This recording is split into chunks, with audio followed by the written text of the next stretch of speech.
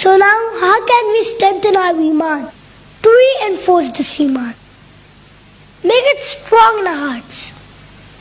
Number one, my dear brothers and sisters, is the learning.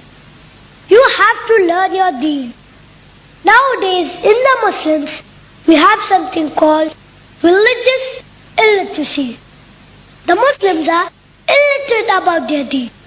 Though they are PhD holders, the title doctor, but they don't know about their deen. So it is high time for us to learn our deen. Without learning Islam, without learning the deen, your Iman will become weak. Second thing, this book, the Quran,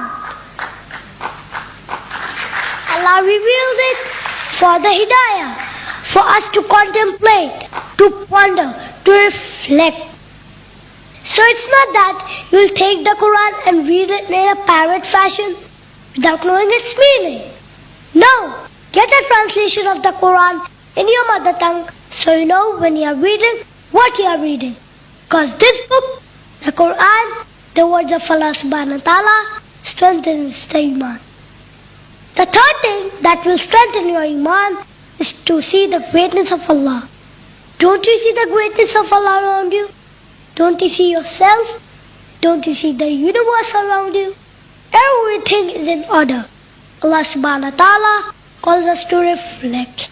Allah says in Surah Al-Imran, chapter number 3, verse number 191. The verse which I recited in the beginning of my talk. Allah says, وَيَتَفَكَّرُونَ فِي خَلْقِ السَّمَاوَاتِ وَالْأَرْضِ رَبَّنَا مَا خَلَقْتَ هَذَا بَاطِلًا. They ponder and reflect upon the creation of Allah. Oh Allah, for sure, you didn't create this just for nothing. No, there must be a purpose. See the creation around you that calls you to believe in Allah subhanahu wa ta'ala. And as a matter of fact, it builds your Iman. Also the zikr. Zikr is the most important thing. Zikr is to the heart just like water is to the plant. The plant without water, what will happen to it? It will die. Same thing, your heart, no zikr, the heart will die. So always keep doing zikr. To strengthen your Iman, don't lose zikr at all. Also, we should not waste time. Time is life. What are we doing? Wasting time for hours and hours in front of the television? What will you answer Allah when He'll ask you, how did you spend your life? Watching television? Watching cricket? That's the answer you're going to give Allah?